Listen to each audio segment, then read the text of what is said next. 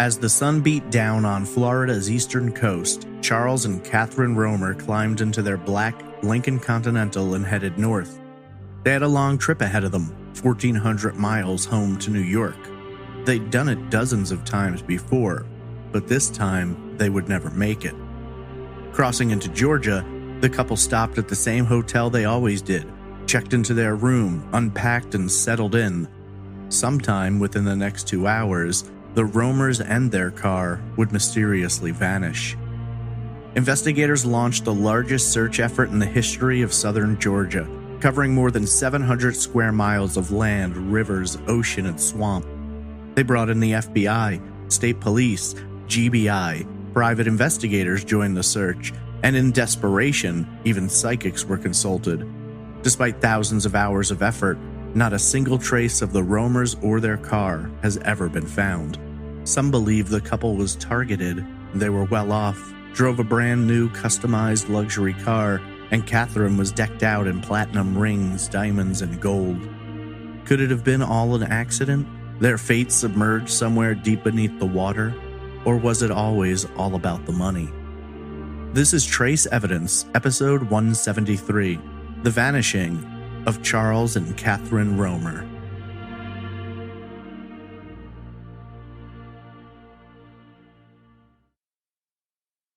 Welcome to Trace Evidence. I'm your host, Stephen Pacheco. Today we examine one of the most mysterious disappearances in the history of Georgia. Before getting into the case, just a few notes about the show. Trace Evidence is a weekly true crime podcast focused on unsolved murders and disappearances. You can follow the show on social media on Twitter @TraceEvPod, Instagram @TraceEvidencePod, or by searching Facebook for Trace Evidence. If you're interested in supporting the show and getting some Trace Evidence merch, there's a Patreon at patreon.com/traceevidence, or you can donate directly via PayPal. Visit trace-evidence.com for all social media links, donation options, and contact information. You can submit case suggestions through the website or email me directly at traceevidencepod@gmail.com. It was a drive they'd made dozens of times, on roads they knew, in a place they felt safe. Yet somehow Charles and Catherine Romer never made it home, and what became of them remains a mystery nearly half a century later. This is episode 173, The Vanishing of Charles and Catherine Romer.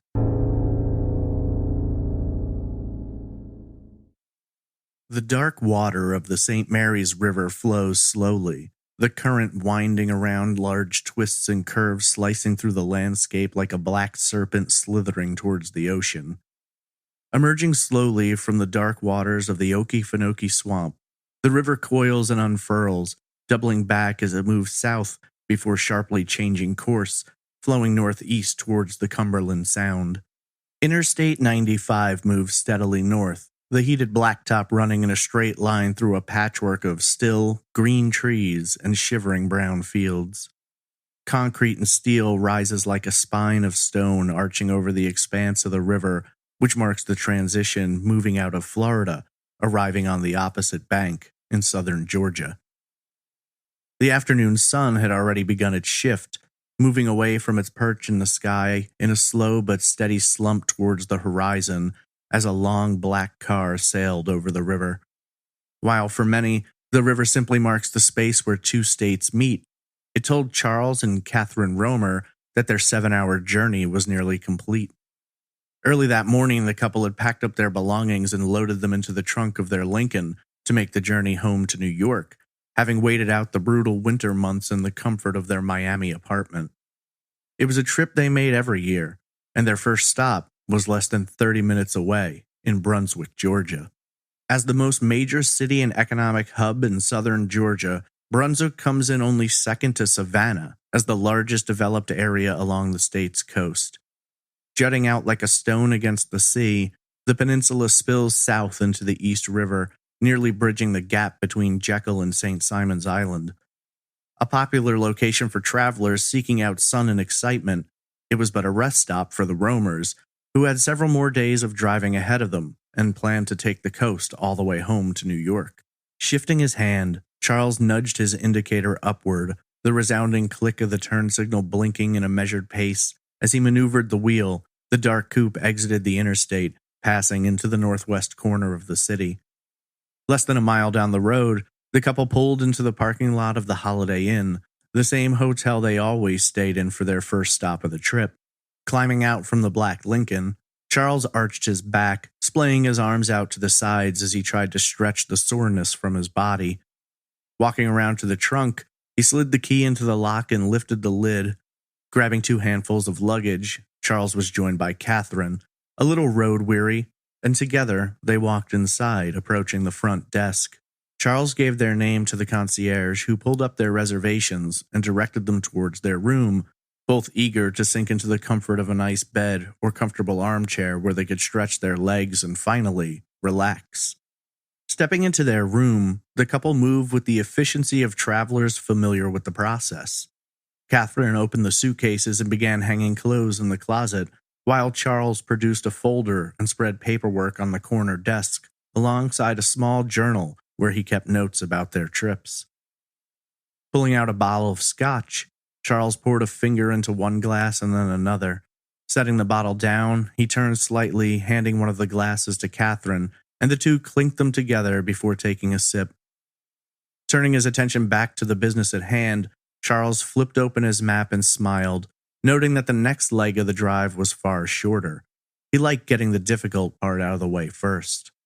Unfortunately, neither he nor his wife would arrive at their next destination, as before the sun could even set over Brunswick that night, the couple would mysteriously vanish. 4 long days would pass before hotel staff realized something had gone terribly wrong and notified police, who had no way of knowing that they were about to examine one of the most mystifying and perplexing disappearances in Georgia state history. Charles Robert Romer was born on Monday, August 27, 1906 in Cincinnati, Ohio, to parents John and Mabel. The Romers would go on to have several more children, with Charles gaining a brother and 2 sisters over the next few years. While born in Ohio, Charles would be raised in New Rochelle, a city in New York's Westchester County, where he'd live for the rest of his life. Smart, focused, and determined, Charles earned a reputation as a hard worker who had big dreams and all of the fire necessary to achieve them. By the time he entered his 20s, he was already climbing the ladder of success with a lucrative career in the oil business, eventually becoming an executive and manager of fuel oil sales. In the spring of 1928, Charles would attend the wedding of a friend, and there he would meet and fall in love with the 20-year-old Jane Ann O'Shea. A year later, on May 7, 1929, Charles and Jane were married at the Church of the Holy Name in New Rochelle. The couple would go on to have 2 sons, Charles Robert Jr. and Richard James, who would be raised in their Wilmot Road home. Over the course of the next 40 years, Charles and Jane would watch as their boys grew up, going on to attend prestigious schools and, at least in terms of Charles Jr., following in their father's footsteps in the oil business. One of Charles' favorite places to visit was Florida, specifically Miami, where he owned a co-op apartment in the luxurious Seaview Hotel.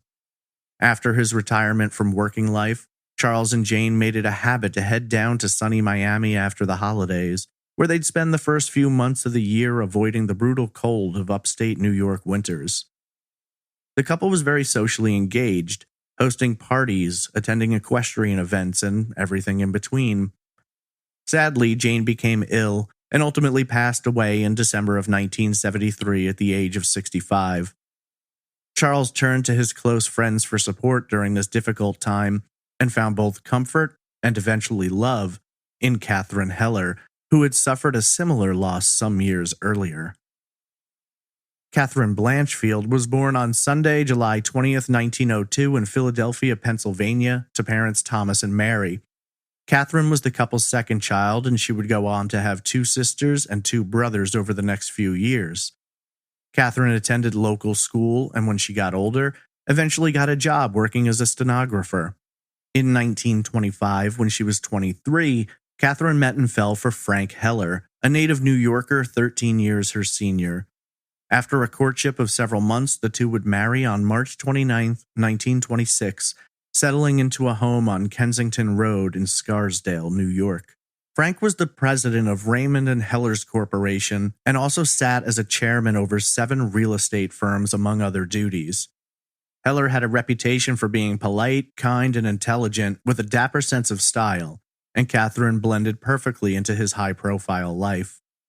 The couple would go on to have a son, Frank Jr., and they'd spare no expense for his education, seeing him attending private schools and eventually Georgetown. Catherine thoroughly enjoyed her sociable lifestyle, hosting parties and becoming involved in clubs around town. One of her biggest passions was horses. She and Frank often held various equestrian events on their property in Scarsdale. They also took the horses south to Florida, where they too owned a space in the sea view, and they would often run into their good friends, Charles and Jane Romer. The Hellers made their last trip to Florida together in the early months of 1965, where their names appear in association with several horse races and events. Unfortunately, not long after returning home, Frank passed away on May 10th at the age of 72. Devastated by the loss of her husband, Catherine continued moving forward with her life in the best way she knew how. Throughout his life, Frank had accumulated a good deal of wealth, including multiple pieces of valuable property, all of which Catherine inherited. A smart woman with an eye for horses and good business, she managed her estate exceedingly well given the circumstances, though there was no denying that there was a loneliness settling in. 8 years later, Catherine and Charles, both having lost their spouses, found one another. What began as two friends comforting each other developed into something more emotional and romantic. They both spent their winters at the Seaview. They both lived in the same building in Scarsdale. They ran in the same circles and had been friends for years. It only made sense that they would eventually find their way together. Not looking to waste any time, Charles and Catherine married a year later, on December 3rd, 1974, at St. Thomas More's Church off Madison Avenue in Manhattan. At the time, Charles was 69 and Catherine was 72. After celebrating a short honeymoon at home, the couple began making plans for their next trip to Florida. Over the course of the next few years, the relationship between the newlyweds continued to blossom, and it seemed that, in their grief, they had been joined together. They continued to winter in Florida and spent the rest of their years at their apartment in Scarsdale, a building that Catherine actually owned. By the end of the decade, they were celebrating 5 loving years together, but neither knew this would be the last anniversary either of them would ever see. On Thursday, January 3rd, 1980, the couple boarded a plane heading for Miami. Getting older and not feeling as comfortable driving in winter weather as they used to be, the couple decided to fly down and have their car shipped, figuring they would make the drive home a few months later. They had no idea that they would never make it back. For the next 3 months, Charles and Catherine enjoyed their time at the Seaview on Collins Avenue in Bal Harbor, just north of Miami Beach. Easter of that year fell on Sunday, April 6th, and this would be the last time any of the family heard from either of them. That day, Charles placed a call to his son, Charles Jr., living in New Jersey at the time, and wished him a happy holiday. When discussing plans for their return to Scarsdale, Charles explained that he and Catherine were leaving Florida 2 days later and would be following their normal routine. Having made the trip countless times over the years, Charles had developed a set pattern they followed, stopping at the same locations every time. The first stop was set to be the Holiday Inn off I-95 in Brunswick, Georgia, just 30 miles across the state line. During the next 48 hours, the couple packed up their luggage and began loading it into their new prized car, a customized 1979 two-door Lincoln Continental shining in satin black. Less than 24 hours later, Charles and Catherine would baffle police, family, and friends alike when they seemingly disappeared, along with their distinct custom luxury car. According to investigators, the Romers left their Bal Harbor apartment between 8:30 and 9 a.m. on the morning of Tuesday, April 8th. With the first leg of the trip targeting Brunswick as the destination, the couple would need to drive just over 400 miles north, the vast majority of which would be via I-95. In driving time, this would be approximately 6 to 7 hours, though there would likely be stops for gas, food, restrooms, and just to stretch their legs. According to everything the police determined, there were no major issues along the way, traffic was moving easily, and the roamers had a fairly clear road ahead of them. According to the official timeline, the roamers exited from I-95, taking exit 38 towards Brunswick at approximately 3:40 p.m. From there, it would be a quick turn onto Highway 341 and a straight shot to the Holiday Inn. Upon arrival, Charles and Catherine entered the hotel and approached the front desk, at which time their reservation was confirmed. Register logs from the Holiday Inn showed that the couple finished checking in at 3:51 p.m., at which time they were assigned to a room on the first floor. Taking a few bags with them, they entered the room and dropped them off before heading back out to the parking lot to gather the rest of their luggage. This second time, the couple entered the room, and it's noted that this is the last time anyone on the hotel staff ever saw them. According to the phone records, the last time anyone actually spoke to either Charles or Catherine was at 4:17 p.m. Charles called in to their Scarsdale home and spoke to the maid, informing her that they expected to be home in 48 hours late on Thursday the 10th, and he requested that she chill some glasses for cocktail hour for when they arrived. The next time anyone reports seeing the roamers is at approximately 5 p.m., when a Georgia state trooper spotted their black Lincoln on a state highway. Curiously, though, the state trooper told investigators that when he saw the car, it was moving south on a state highway back towards Florida's state line, which is less than 40 miles south of the Holiday Inn.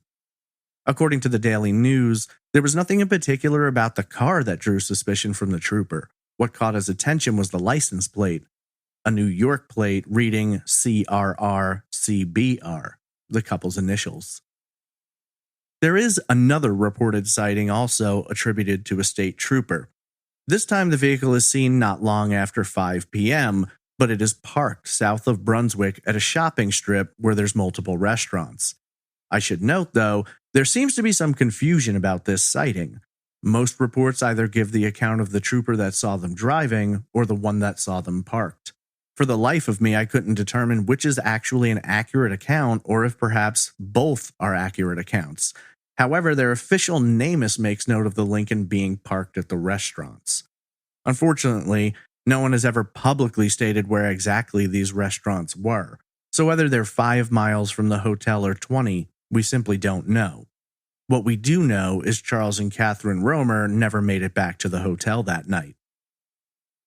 At approximately 9:30 a.m. the next morning, Wednesday, April 9th, a housekeeper making the rounds knocked on the Romers' door but received no answer. Assuming they weren't in, she used her master key to open the door so she could freshen up the room. According to the woman, nothing in particular stood out to her about the room, other than the fact that while the bed cover had been pulled down, it didn't look like anyone had actually slept in the bed the night before. Having no reason to think anything more about it, she finished cleaning up the room and moved on to the next. According to hotel staff, over the next 2 days, they had no contact with the roamers, though housekeeping continued to clean their room each morning. Strangely, their reservation had been for only one night, so why no one at the hotel tried to find them after several days passed has never been fully explained. It wouldn't be until Saturday, April 12th, 4 days since they were last seen, that anyone thought there might be a reason for concern. Reportedly, the housekeeper who had entered the room on Wednesday was working, and when she entered the room again this time, she found it worrisome that absolutely nothing in the room had been touched. She promptly reported this to hotel management, who placed a call to the Glynn County Police Department. Charles' son, Charles Jr., was beginning to get worried around this same time. He hadn't heard from his father since Easter Sunday, and it wasn't like him to go this long without making contact. On Friday, April 11th, Junior tried to reach the couple at their home in Scarsdale, knowing they should have made it back by now. He later told the Daily Item, quote, "I tried to reach them on Friday. There was no answer. I assumed they had gone out to dinner early and had gone to bed. I didn't want to bother them." End quote. Around the same time the housekeeper was entering their room that Saturday, Junior was beginning to worry. He tried to reach his parents again, placing a call at 9:15 a.m., but once again, there was no answer. At the time, he wondered if they'd run into an issue on the road, so he started trying to track them down. Knowing exactly what route his father always took and where he always stayed, Junior began with the stops closest to Scarsdale and slowly made his way further south. When he spoke to the manager at the South Carolina Kiowa Island Inn, he learned that the couple had never arrived, missing their reservation. At approximately 11 a.m., an officer from the Glynn County Police Department was dispatched to the hotel. At the time, no one realized this was a missing person situation, and in fact, hotel staff initially considered that the couple might have left after the second day in an attempt to skip out on paying for an additional night spent in the room. The officer on the scene requested entry to the roamer's room so he could check and see if there was any obvious signs of trouble, and in all reality, it was the absence of any sign that made him believe the couple was in danger. Investigators later report that upon entering the room, they found it in good shape. Several pieces of empty luggage were stacked in the corner with their contents hanging in the closet. There was a bottle of scotch and 2 empty glasses sitting on one of the nightstands, a pair of glasses and a novel on the other. On the desk were several financial documents, including tax forms as well as the couple's checkbook. Several potted plants, which Catherine wanted to bring home to New York, were sitting on the floor. On the desk, beside the financial papers, was a small journal belonging to Charles. According to his children, he was very methodical and often made notes about his day in the book.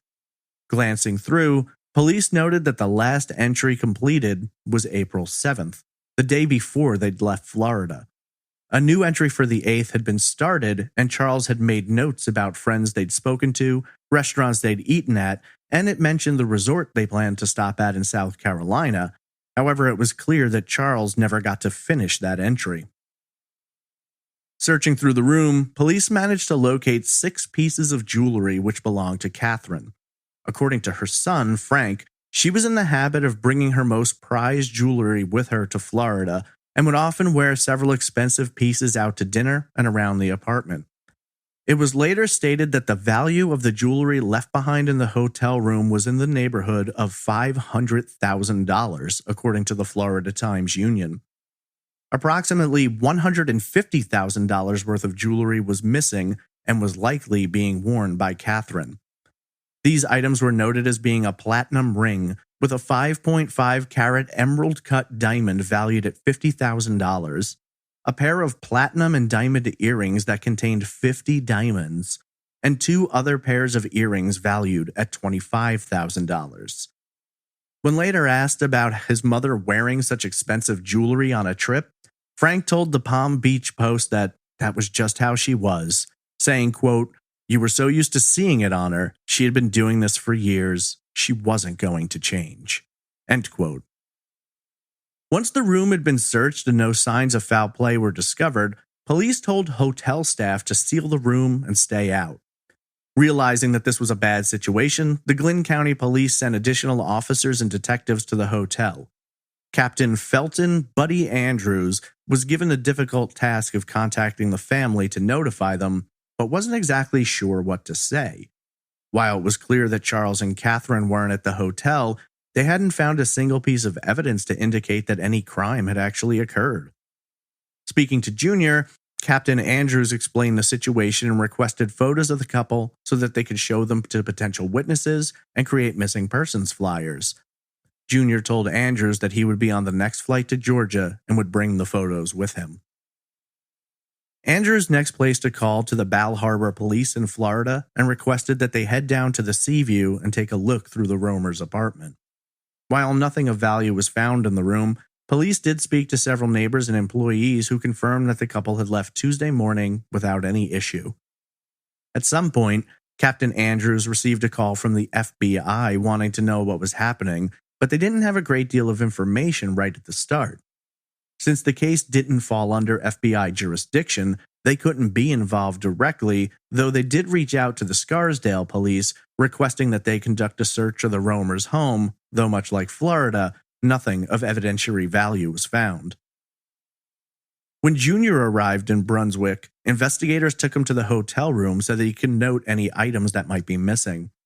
After looking through everything left behind, outside of the jewelry Catherine was likely wearing, the only other items missing were her purse, Charles's wallet, and the black Lincoln. According to Junior, his father typically carried between $400 and $500 cash with him, and he had multiple credit cards in his wallet. Detectives questioned hotel staff and then, taking copies of the roamers' photos, began expanding outward to try and track down anyone who might have seen or interacted with the couple in the days prior. The first person they spoke to who claimed to have seen the roamers was a local contractor named Jim Wilson. According to police, Wilson stated that he had spoken with an older couple who closely resembled Charles and Catherine on Jekyll Island, approximately 20 miles from the Holiday Inn, around 3 p.m. on Tuesday the 8th. Wilson claims that the couple were sightseeing, and they briefly chatted about fishing. He later noted that he saw them speaking to another couple a few minutes later. While he couldn't remember much about the second couple, he believed they were also New Yorkers. While this witness could be important, Charles Jr. didn't think he'd actually spoken to his parents at all. Explaining his skepticism to the Daily Item, Jr. stated, quote, "The witness said he met them on the pier before they checked into the hotel and that they were wearing shorts. But neither one of them wears shorts, particularly if they're traveling in the car. In fact, I doubt they own a pair of shorts." End quote. Whether Jim Wilson actually saw the roamers or had confused them with another couple has never been determined. What had seemed like the first real clue in the case was now discredited, and they were back to square one. Descriptions of Charles and Catherine, as well as their car, was sent to every law enforcement department along the East Coast from Miami to Scarsdale in hopes that someone might see them or the black Lincoln. Since several days had passed between the roamers' disappearance and police becoming aware, they didn't have the ability to question any guests who may have been staying at the hotel on the 8th and had since checked out. Several letters were mailed out to addresses for those guests, but they only received one in response.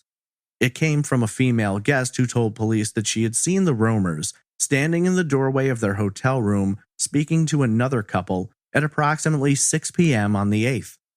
While she couldn't give much detail, the witness described the unknown couple as being well-dressed and in their early to mid-40s. The woman also included that the unknown couple had a small, rare breed of dog with them. While police tried to corroborate this account, they weren't able to find any other witnesses who had seen this couple in the hotel that night. Trying to keep things moving, Captain Andrews began organizing search parties. Utilizing his department, local volunteers, agents from the Georgia Bureau of Investigation and the state police, he aimed to cover all of Glynn County from corner to corner, searching for any trace of the roamers in what at the time was called the biggest search in the history of southern Georgia. Officers distributed pictures of the roamers in their car to every gas station, restaurant, and rest stop along a 120-mile stretch of I-95 from Savannah in the north to the Florida state line. Searches were conducted on land, sea, and air, scouring heavily wooded areas, steep hillsides, and all beachfront resorts. Scuba divers were sent into every body of water inside of a 20-mile radius, and each island off the coast was searched on foot and by helicopters hovering above. Perhaps the most difficult task involved a slow, step-by-step search of the Okefenokee Swamp, which spreads out over 700 square miles. While it was incredibly difficult and time-consuming, over the course of the next 2 weeks, searchers covered every square mile of Glynn County. A change in the weather had made it more challenging as torrential rains battered the areas for several days, slowing down and delaying the efforts of everyone involved. Despite all of this, not a single trace was found. No shred of clothing, a wallet, not even a tire mark which could be attributed to that car. The Lincoln would become a key part of the search, with investigators believing if they could find it, then they'd at least have a direction to focus in on. Without the car, they were searching for a needle in a haystack. By Tuesday, April 22nd, 2 weeks had passed since anyone had seen Charles or Catherine, and despite all of the efforts being made by law enforcement, they were no closer to an answer than when they had begun. Considering that a state trooper had seen the Lincoln driving south of Brunswick the day they vanished, Investigators considered the possibility that the roamers had decided to go out to dinner and somewhere along the way had run into trouble. Considering the high value of the car, the missing jewelry, they wondered if perhaps the roamers had caught the eye of someone looking to rob them and things had gotten out of control. Junior wasn't fully convinced by this theory, though, feeling that it was out of character for his father. Speaking to the Miami Herald, he explained, quote, "They'd be tired after driving that long. They weren't the type that went sightseeing. Usually they'd just check into a hotel, have a drink in their room, go down to dinner in a hotel restaurant, and then go to bed. It's very unusual that they'd go out again. My gut feeling is that something happened here at the hotel, not in the hotel, but possibly in the parking lot." End quote. Investigators were beginning to get a similar feeling, wondering if maybe someone had gained entry to the hotel room and abducted the couple, or perhaps had planned to rob the room and were interrupted in the middle of it. One thing was for sure, however.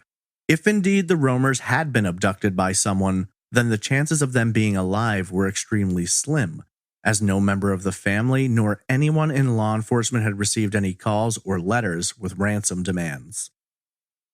In a disappearance that has infinitely more questions than answers, yet another strange detail emerged. According to the Journal News, hotel staff told investigators that the couple's reservation had been placed through an agency, though they hadn't gotten the name of it. This was surprising to Junior, who noted that typically those businesses are paid a commission for their services and invoices are issued within 10 days of a reservation being honored. More than 2 weeks had passed, and no travel agencies had tried to collect their payment, leading police to wonder just what agencies the roamers had hired. Unfortunately, that's yet another unanswered question to add to the list. News coverage about the roamers' disappearance began to build up, with articles being published up and down the East Coast. While there wasn't much detail to give, the story was full of holes. It did drum up attention, which resulted in a slew of tips being called in from all over the country. A caller from New Jersey told police she thought she'd seen the black Lincoln traveling on Route 80, just 40 miles outside of New York City. A married couple in Tennessee called in to report they'd seen an older couple driving a black Lincoln days earlier. They stated that while they couldn't visually identify them as Charles and Catherine, they did notice what appeared to be hitchhikers traveling with them. None of these sightings could be confirmed, and like every tip police received, they couldn't verify it, or when they ran it down, it led nowhere. Investigators were just as baffled as the family, not understanding how after all of these searches and hours they'd put into the case, they'd yet to uncover a solid piece of evidence. At this point, while they knew they were looking at a missing persons case, they still hadn't found even enough evidence to officially state that foul play had been involved. Discussing the frustration, Charles Jr. told the Herald-Statesman, quote, "The police are doing a very thorough job, but so far, we've been able to come up with nothing. I'm not convinced that they're even in the country anymore, or else we would have found them by now. You can't even think of the possibilities of what could have happened to them. They're very easygoing, fun-loving people. They don't have an enemy in the world." End quote. By Friday, April 25th, the case, which had never even warmed up in the first place, was now growing colder than it started. Desperate for something to break through and give them something to work with, Captain Andrews told the media that since their police methods hadn't helped, they were now going to take a more unconventional approach. Andrews explained that they'd received a call from a local woman who claimed to have seen the roamers' black Lincoln being driven out from a heavily wooded area near the Holiday Inn around the time of the disappearance.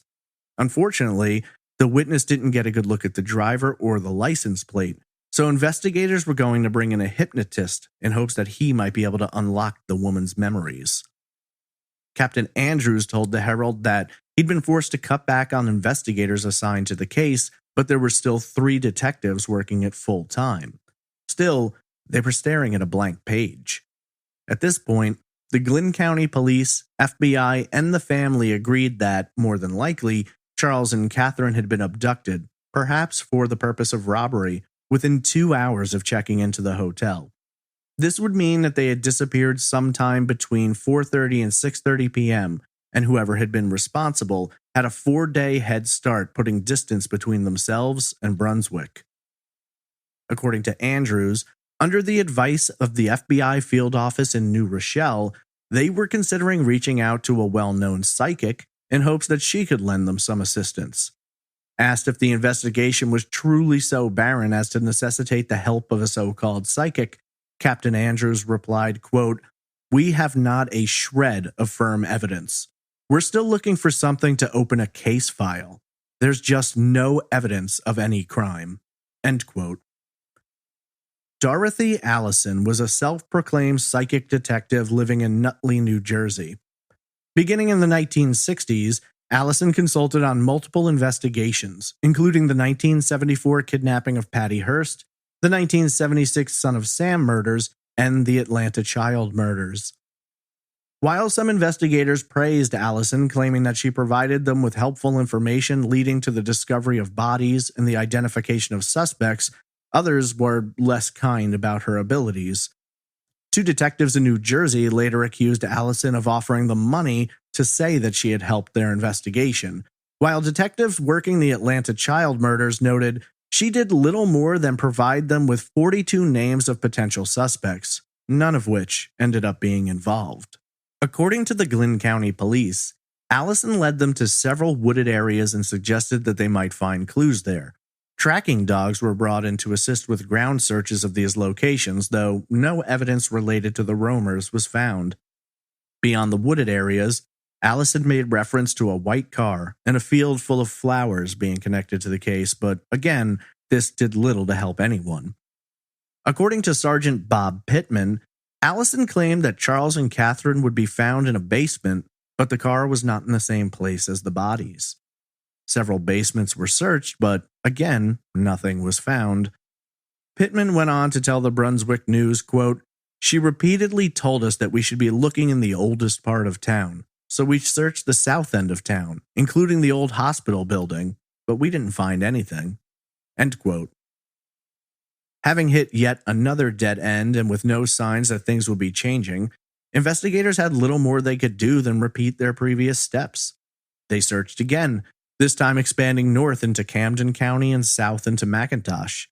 They checked in ditches along interstates and highways and crawled over salt flats and boggy swamps. They re-interviewed hotel staff and potential witnesses, made the rounds with the media, and pushed for assistance from the public, but every lead fell apart when they ran it down. Soon, time began passing more rapidly with no developments, no information, or even new theories. By July, the case was ice cold, with Captain Andrews telling the Daily Times, quote, "As far as having an active investigation, well, we don't have enough information to continue any sort of investigation." End quote. The next month, in August, Charles Jr. and Richard petitioned a judge in Westchester Surrogate Court asking him to name an administrator to manage the couple's estate. According to New York state law, an individual must be missing for at least 5 years, and there has to be a direct and concerted effort to locate them before they can legally be declared dead. Due to this, Charles's sons hoped to obtain control of the estate until their father was found or those 5 years passed. They also requested that the judge officially mark April 8th as the day the couple disappeared. According to court documents at the time, Charles's estate was valued at $1.25 million, while Catherine's was at $1 million. Her son, Frank, was petitioning to obtain control of her estate in his own court filings. In the meantime, Charles Jr. and Richard hired the Wackett Corporation, a world-renowned private investigation firm, to conduct their own investigation. They sent a team of investigators to Brunswick to survey the area, interview witnesses, spread information about the case, and hopefully produce some answers. At the same time, the case was still being looked at by the Glynn County Police, Georgia Bureau of Investigation, State Police, and FBI. In September, Captain Andrews sat down to speak with the Marietta Journal. Asked about the status of the case, he replied, quote, "We still follow up on any leads we get, but we just haven't gotten any. We talked back and forth with the FBI, but we haven't heard anything there. Nothing was ever found. None of their credit cards ever showed up. We're just on a holding pattern, waiting for something to develop. We thought by now the car would have turned up, or perhaps their bodies, but so far, nothing." End quote. The case grew quiet and fell from the headlines. 1980 came to a close without the slightest hint of what might have happened to Charles and Catherine Romer. April of '81 marked a full year since the Romers had mysteriously vanished, but little about the case had changed. Tom McKeon, an investigator for the Wackenhut Corporation, explained to the media that his team was still on the case, though they hadn't found much either. Their biggest lead revolved around a male guest at the hotel who claimed to have seen the Romers leaving by themselves at approximately 7 p.m. the night they vanished. Unfortunately, they hadn't been able to interview that witness more thoroughly because they couldn't find him, noting only that he lived in Pennsylvania. Throwing a little shade at the local police, McKeon noted that his team felt certain angles of the case that should have been investigated hadn't been, and that they believed detectives might have overlooked some loose ends, though McKeon didn't go into detail about what those loose ends might have been. Lieutenant R.J. Smiley of the Glynn County Police was as perplexed a year later as he had been during the early part of the investigation. While the primary theory seemed to be that Charles and Catherine had either been targeted at the hotel or perhaps while en route to dinner, Smiley had his own angle to it, telling the Atlanta Constitution that it was possible the couple had been followed up from Florida by jewel thieves who had noticed Catherine's expensive jewelry, but even he admitted it was a stretch. As for Captain Andrews, he had little choice but to confront the harsh reality of the investigation, which, in all reality, never really got off the ground. Speaking to the Herald-Statesman, he explained, quote, "There's really not a thing else we can do. We've searched the entire county and shared every bit of information we had with the FBI. The only thing we can think of, and it's only speculation, is that jewel thieves surprised them in their room. It's a known fact that in the Miami area, these people hang around resorts and watch tourists. There's a lot of water around. It would be very easy to weigh a body down and dispose of it in some body of water. Although we've had divers in the waters all over the territory, and they've come up with nothing." End quote. From the first moment investigators arrived on the scene, through weeks of searches and interviews, running down hundreds of tips and even hoping against hope by bringing in a psychic, there simply was nothing to work with. No suspects, no rumors, no vengeful enemies or criminal acquaintances. It was as if Charles, Catherine, and their Lincoln vanished from the face of the earth. Life began to move on. New crimes required the attention of investigators. Jobs and family called the children back from the Georgia streets. And soon, days turned to weeks, weeks to months, and months to years. In early October of 1985, 5.5 years since they disappeared, both Charles and Catherine were legally declared dead. Their date of death was listed as being April 8th. The cause and place of death were marked as undetermined. Charles Jr. and Richard were assigned executors to their father's will, which split his estate down the middle between them, outside of several $1,000s of charitable donations. Catherine's son Frank became the sole beneficiary of her estate in a separate hearing. After all those years, the truth was still out of reach. Robbery was considered the most likely motive, but by who, how, and when, no one could really say. For Captain Andrews, the case hadn't been looked at in a few years, as he told the Daily Times, quote, "We could certainly investigate any leads that come in, but we just ran out of things to do. We haven't had a real lead in years." End quote. This same year, investigators looked into a possible connection between the Romers' disappearance and two notorious and violent killers. Henry Lee Lucas and Otis Toole were examined closely, with investigators going so far as to bring Lucas to that Holiday Inn.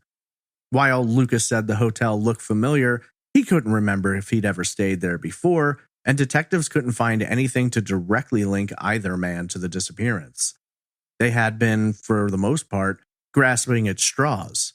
But when you've got absolutely nothing for 5 years, sometimes straws are worth reaching for. Despite the passage of time and the frustration of never having much, if any, evidence to work with, the search for Charles and Catherine haunted their children, who, each year, came down to Georgia, hoping to finally find some answers.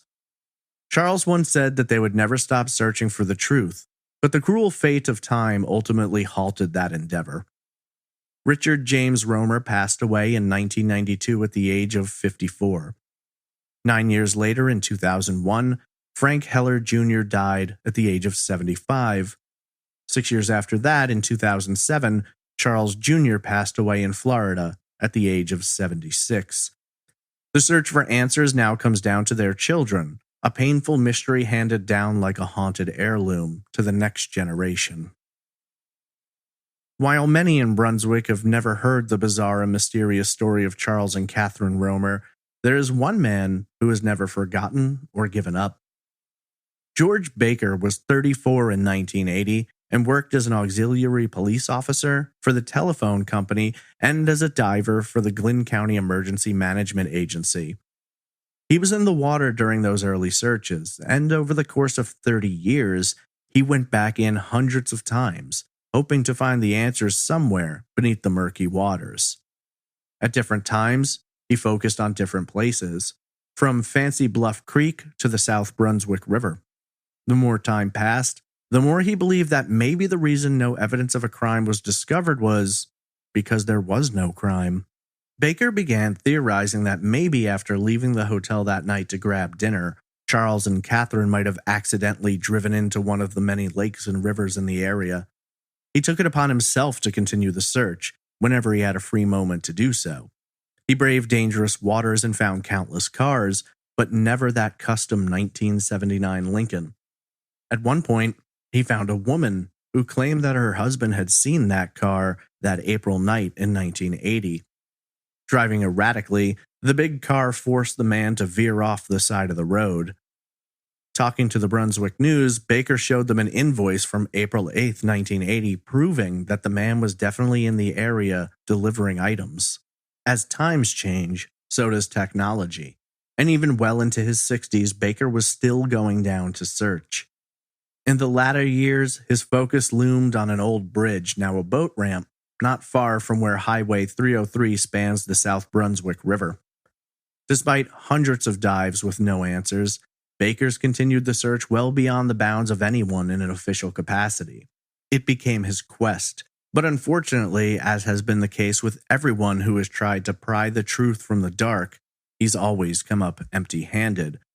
Perhaps he's right, and the answers are somewhere beneath the water, but there's no way of knowing if indeed the right body of water is even in Glynn County. Charles Robert Romer and Catherine Heller Romer mysteriously vanished sometime between the hours of 4 and 7 p.m. from Brunswick, Georgia on Tuesday, April 8, 1980. More than 40 years have passed, and for a case with so many questions, almost no answers have been found. No trace of the Romers, their custom two-door satin black 1979 Lincoln Continental, or Catherine's jewelry has ever turned up. People don't simply vanish one night after checking into a hotel room, but a case like this can really make you think. In the end, though, a father and a mother were lost, leaving behind grieving children and a mystery that continues to haunt the family to this day. Maybe someday, the answers will finally reveal themselves and it will all make sense. But until then, the truth remains as elusive as the Romers themselves.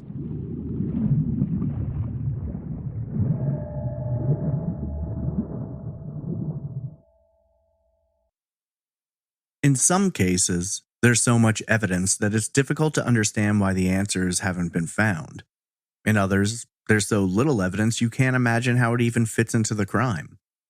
When it comes to the disappearance of Charles and Catherine Romer, there isn't really any evidence at all. There are witness accounts, none of which can be verified. There's sightings, though whether they're accurate or not, no one knows. This is a situation where investigators started in the dark and never really found the light switch. In a lot of investigations, police hold information back, clues or pieces of evidence that are so vital they don't want to compromise the case by releasing them to the public. I don't think that exists here. After more than 40 years, it's hard to imagine they've never found anything. Somewhere in Glynn County, The file for this investigation is loaded with notes about searches, transcripts of witness statements, and the timeline of the roamers' travel, but the evidence locker is empty, and the investigation itself is nearly forgotten. So, how did two people vanish into thin air? Well, logically, they can't. Something had to have caused them to fall off the grid, whether that be a criminal act or an accident or something unforeseen. We know almost everywhere Charles and Catherine were that warm day in April, but once the clock struck 5 p.m., they disappeared from the record along with their car, a large, hard to miss black Lincoln. Ultimately, the theories developed during this investigation have, for the most part, remained the same since the early days. The roamers may have been targeted by thieves looking for Catherine's jewelry, the car, or both. Maybe it was random. Someone saw them and decided to go for it. Maybe it was more complicated, following them out of Florida to strike when they were vulnerable. Then there's the possibility that there was no crime at all. That in the end, Charles and Catherine vanished after losing control of the car and falling into the water below. So let's begin there. To say there's a lot of water around Brunswick is an understatement. Brunswick sits on a peninsula, and multiple rivers come together, pouring into the sound between St. Simon Island and Jekyll Island. The East River flows down along the west coast of Brunswick, sweeping south where it meets the South Brunswick River, and the two widen and combine to form the St. Simon Sound. The McKay and Black Rivers run up from the southern tip along the eastern edge between Brunswick and the McKinnon-St. Simon Island Airport. Branches of various rivers move inland, fanning out in different directions and growing shallow. Several bridges span different areas. I-95 crosses the South Brunswick not too far downriver from where Highway 303 does. The Sydney Lanier Bridge is 5 miles south of both, crossing the same river and linking the mainland of Georgia to the peninsula of Brunswick. The Jekyll Island Causeway connects to the mainland not far from Sydney Lanier. The dark waters of the Okefenokee Swamp sit just 30 minutes southwest of the Holiday Inn, and their murky depths are home to alligators, among other dangers. I don't think it's difficult to imagine that somewhere, somehow, the roamers could have run off the road and found themselves injured and sinking fast beneath the water. A lot of the waterways can be easily ruled out. They're not deep enough to have swallowed the whole car without it being easily noticeable from the surface. In many areas, there's thick mud and clay that can swallow up a vehicle, but usually not its entirety. In terms of where the roamers could have fallen beneath the surface, there's really only a few logical options. The East River and the South Brunswick have gotten the most attention and in all reality are the most likely locations that could be holding some answers. We know the East River is certainly deep enough to pull down a car that might never be found. 2 terrible tragedies over the years resulted in cars falling from an earlier version of the Sydney Lanier Bridge.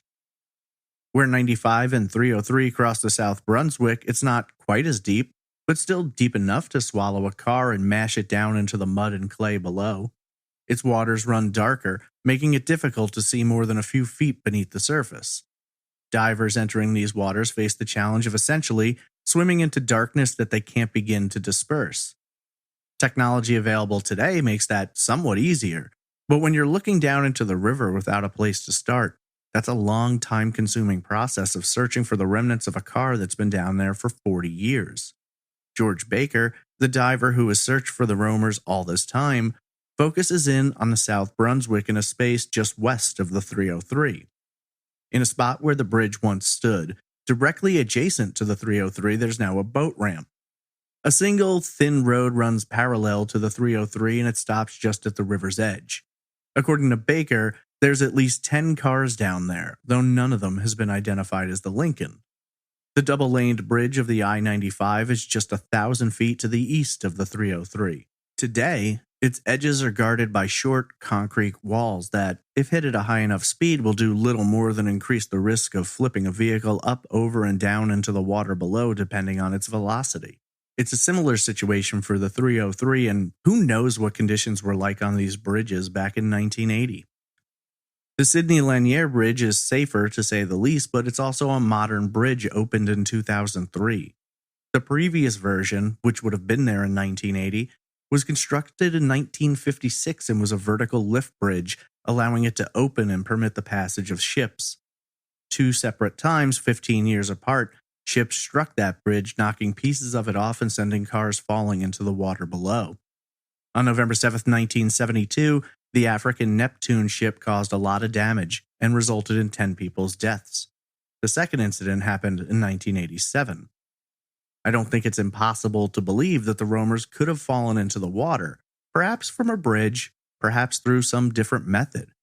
In episode 35, we discussed the disappearance of Danielle Imbo and Richard Patrone, and it's quite similar to this case. 2 people, last seen driving, mysteriously vanish in an area where many believe there's a high likelihood they could have gone into the water. In that case, however, at least there is some information which suggests something else may have happened. When it comes to Charles and Catherine Romer, it's almost anyone's guess as to what the right answer may be, but that's what makes this theory so plausible. Massive searches. Flyers handed out and put up over a 120-mile span. Thousands of search and rescue, law enforcement, and volunteers combing over every square mile of Glynn County. Helicopters, planes, jeeps, trucks, horses, four-wheelers. No one finds a thing, nothing to even prove the roamers ever left their hotel that night. In a large portion of cases, when people disappear along with their car, usually they're in the same place, a body of water. Finding that answer, though, is the true challenge. Over 40 years, no trace of the car has been located. None of Charles' credit cards were used. None of Catherine's jewelry has been found. You'd imagine if it was all out there, someone would have noticed by now. There's no way of knowing if this could have just been an accident. It's certainly as plausible as any of the other theories. Maybe the reason no suspects were found was because there was no one to find. Maybe the reason no evidence has been found to prove a crime occurred is because a crime did not occur. An accident, a mistake, it's hard to say. Charles was the driver, as far as we know, and he was medically sound outside of having high blood pressure. We know the night they vanished, they had a sip or two of scotch in their hotel room. Charles had already driven for 7 hours that day. At age 73, it likely wasn't the easiest or most comfortable trip. So you factor in some scotch, the sun going down. They always say that dusk and dawn are the most dangerous times for accidents. I wouldn't have a hard time believing something could have gone wrong. Now, while the water aspect is an option, there's something else to be considered. If indeed the couple did go into the river, there's the possibility that it wasn't due to their own actions. Someone could have run them off the road. Perhaps an erratic driver comes veering at them, they turn the wheel, and off they go. That person's unlikely to come forward and tell what they saw. They don't want to get in trouble, so they just keep quiet. I could believe something like that, too. However, there's a more sinister option. Charles and Catherine may have ended up in the river, perhaps weighed down, or still in their own car, but at the hands of someone who abducted and murdered them. So turning our attention towards the crime aspect, that someone else was involved, there's a lot of different possibilities here. You could be looking at something random. Charles and Catherine check into the hotel and someone who works there notices. They've got expensive luggage, nice jewelry, a beautiful luxury car. He notifies a friend who's a thief, or he himself is into that kind of thing. Or the roamers head out to dinner, and along the way someone sees the car and follows them. They see it's 2 older people, probably easy targets, and a plan starts to formulate. It doesn't have to be incredibly complicated.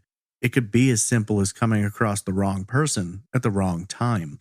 If you're someone local, or you just happen to be in the area and you're the type to commit robbery and murder, there couldn't have been 2 more readily available targets that night. Assuming Charles and Catherine left the hotel of their own volition, they could have run into anyone out there looking for trouble.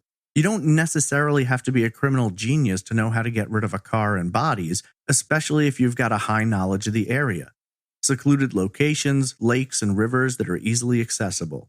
Hell, maybe it didn't even start out with the intention of murdering anyone, but things got out of hand. Charles fought back, or one of the 2 experienced a medical issue, and once it became clear that someone was going to die, it's better not to leave any witnesses. In all honesty, the conclusion to the crime itself didn't even necessarily have to happen in Glynn County or Georgia. Someone somehow gets inside the car and abducts the couple at gunpoint. He orders Charles to drive, or he forces him to the side and begins driving himself. From Brunswick, there's a lot of different places someone could go. It's just a 4-hour drive to the Gulf of Mexico and a similar distance to Alabama. South Carolina's even closer, 75 miles north with plenty of rivers and lakes along the way. If you know the area, if you've driven the coast before, you likely know enough of the back roads to avoid even being seen on major highways and interstates. Hell, Brunswick is home to a major port that has different ships going in and out of it all the time. Not to mention, it's the primary port of entry for importing cars and trucks for several major companies, including Jaguar, Land Rover, Porsche, Mitsubishi, and Volvo, and it's the major exporting hub for Ford, GM, and Mercedes. So you've got ships specifically designed for the transport of vehicles, and while I assume this was looked into, it's never been mentioned before. So, how hard would it be? Couple of guys come ashore, they find a target, and inside of an hour or two, that car's locked away for transport. You get over the open waters of the ocean, and any evidence that needs to be disposed of, such as the roamers themselves, is easy enough to do. 3 deep water terminals exist within 15 miles of the Holiday Inn, 2 on Brunswick's peninsula and 1 across the East River right between I-95 to the west and the Sydney-Lanier Bridge to the east. Is it likely this is what happened? Probably not, but it's certainly not so far-fetched that it becomes impossible. Not to mention, when you have a major port area that involves importing and exporting vehicles, especially some luxury ones, you've likely got people in the area who are looking to exploit that transaction. Moving out of Georgia, Florida was just a 40-minute drive to the south, and there's a lot of different places that bodies could be buried or a car disposed of. It's curious. Despite the massive searches that Glynn County conducted, there doesn't appear to have been any searching done in North Florida or even close to the state line. It's strange, especially since the roamers had come out of Florida and their car was allegedly seen heading south on a state highway around the time of their disappearance. You'd think someone would at least have taken a look around, and in fairness, maybe they did, but it seems quite apparent they weren't conducting a massive search like Glynn County did. More than likely, Florida law enforcement was made aware of the case and told to keep an eye out, but not much beyond that.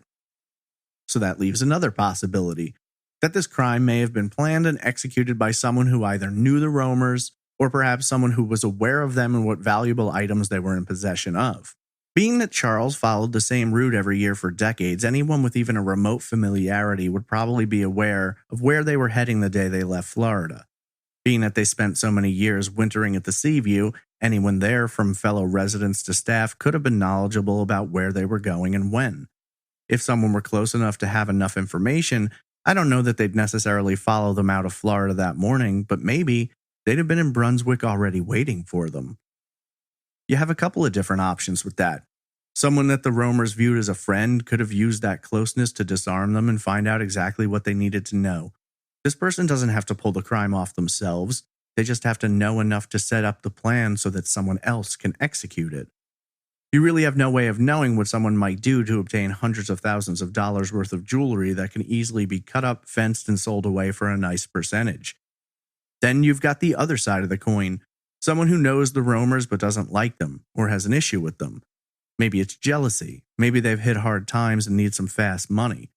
I know in these cases, friends and family always say they had no enemies, but trust me, even the nicest person in the world has enemies. And while I didn't know the roamers, 2 wealthy people who've been around for a long time have likely encountered a few people through their lives who, for one reason or another, might want to see them harmed or robbed. There is the intriguing mention of the roamers being seen talking to a couple. Jim Wilson, the man who claimed to have spoken to them on Jekyll Island, said they also spoke to another older couple who he thought were from New York. Now, Charles Jr. ruled this guy out because he described them as wearing shorts, but maybe he misremembered or transposed their clothing in his mind. Maybe it was a different couple entirely, we don't know. But what makes his account interesting is there's some corroboration.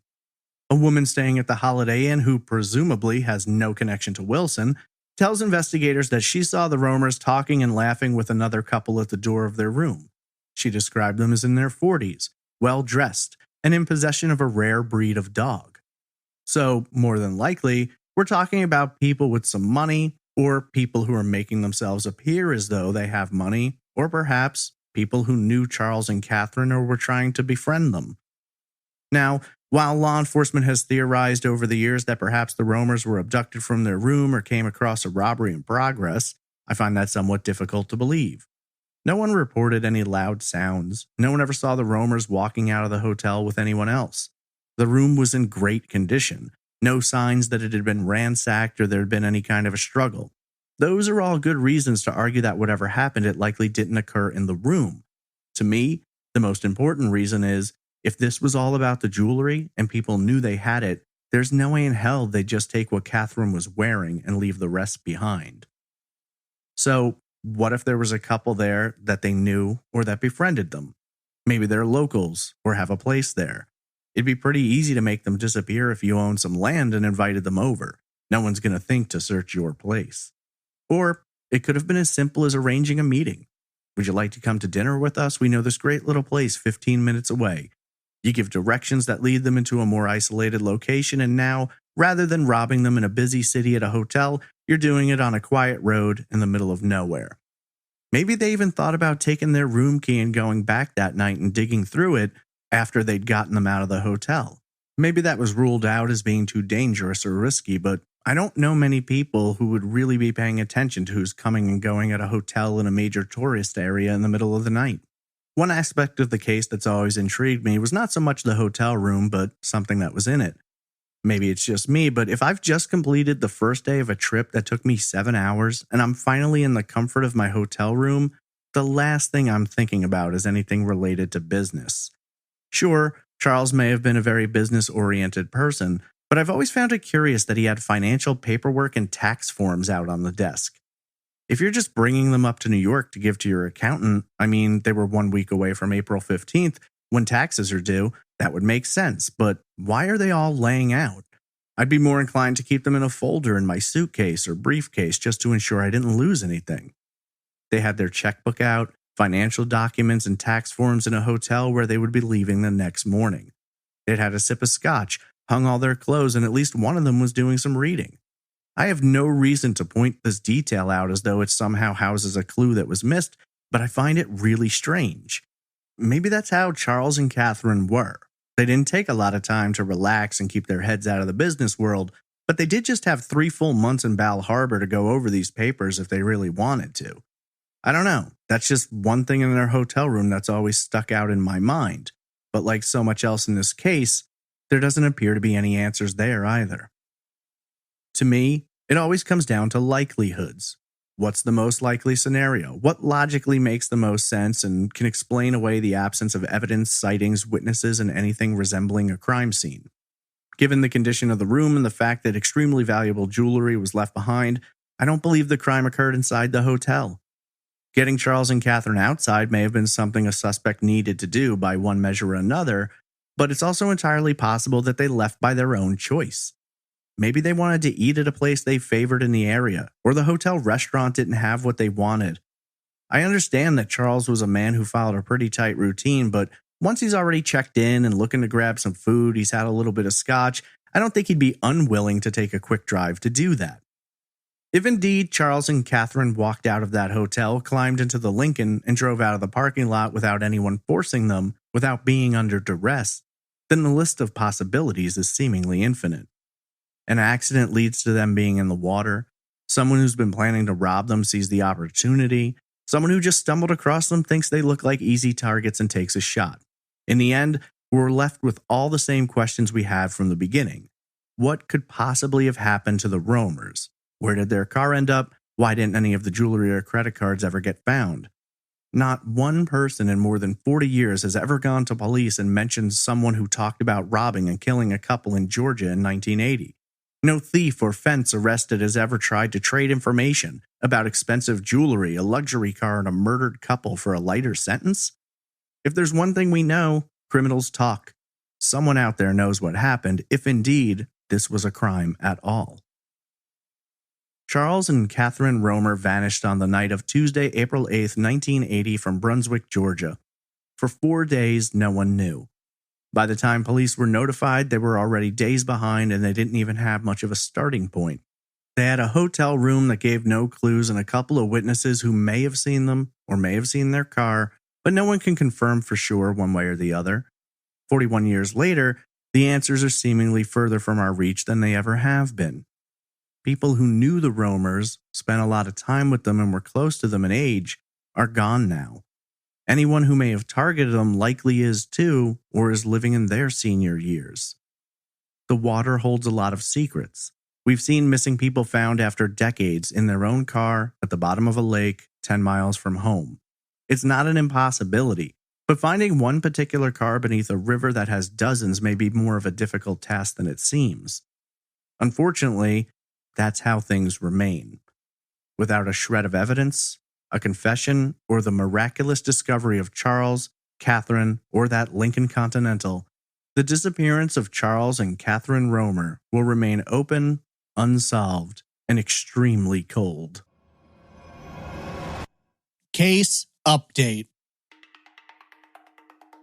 In late November of this year, actually just a few weeks ago, there was a massive break in this case which has mystified family members and investigators for more than 4 decades. After learning about the Romers' disappearance, a group of volunteer divers decided to pay a visit to Brunswick to see if there was anything to be found. The divers utilized sonar equipment to search bodies of water for vehicles in their hunt to close out missing persons cases from across the country.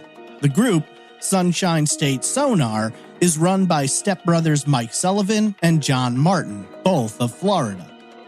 On Friday, November 22nd, the group started scanning various bodies of water located within a few miles of the Holiday Inn where the Romers were last known to have been.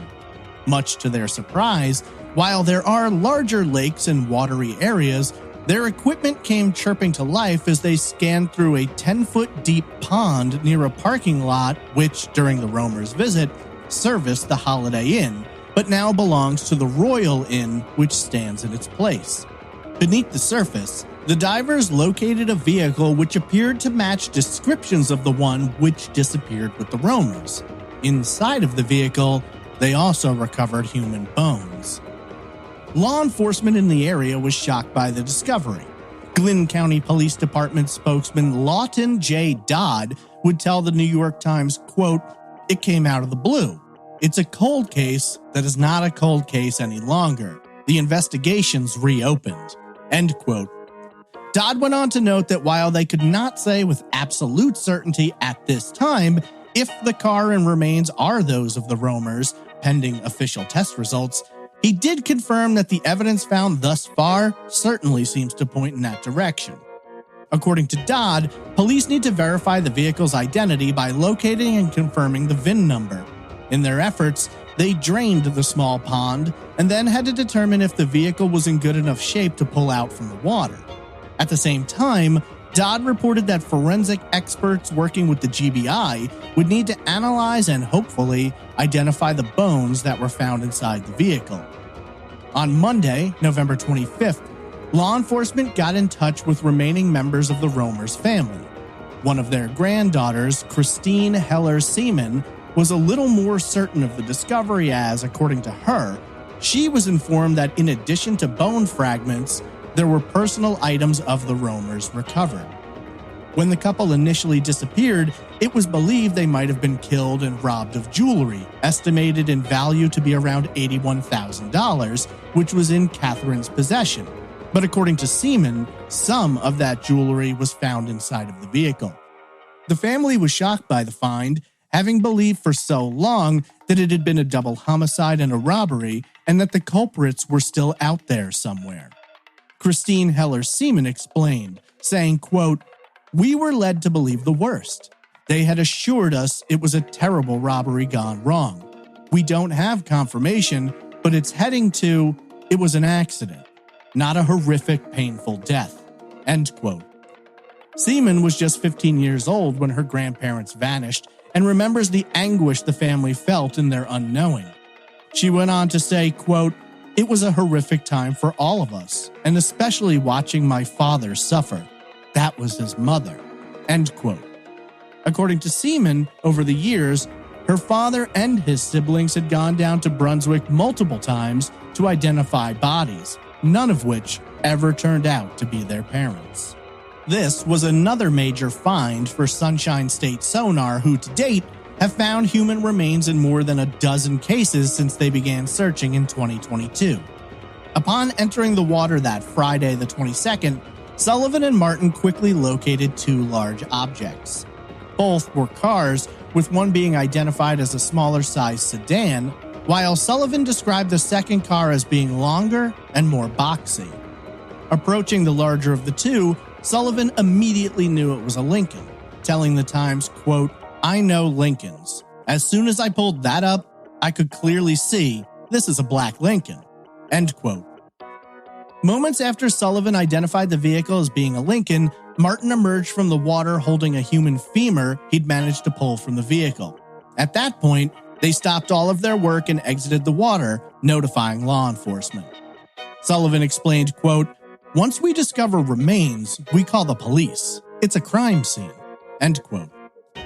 Arriving at the scene and conducting their own dives, law enforcement recovered additional items, including a belt with Charles Romer's initials on it and several pieces of jewelry, though at the time of the find, police would not confirm receipt of jewelry.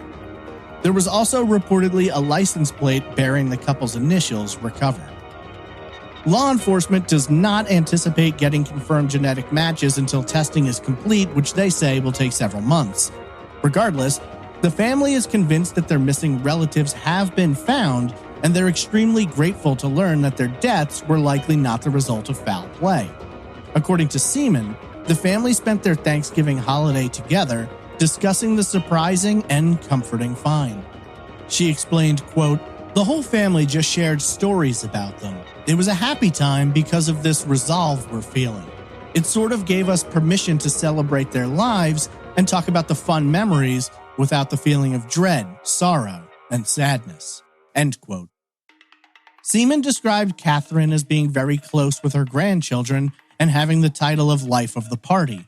She described Charles as a lovely and generous man. According to Seaman, the entire family is grateful for the efforts of Sunshine State Sonar, who have helped conclude a mystery which has haunted their family for decades.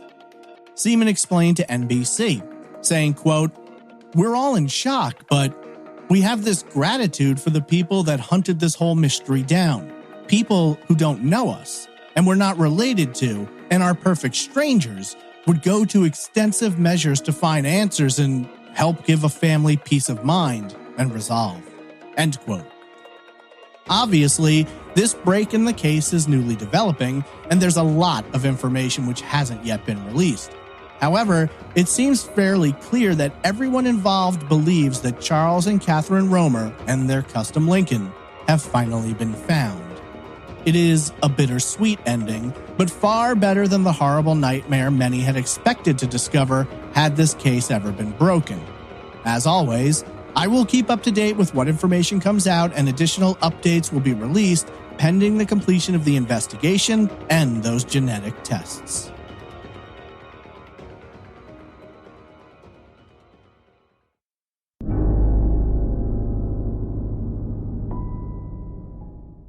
If you have any information about the vanishing of Charles and Catherine Romer, please contact the Glynn County Police Department at 912-554-7800. It is case number 80-04-1449.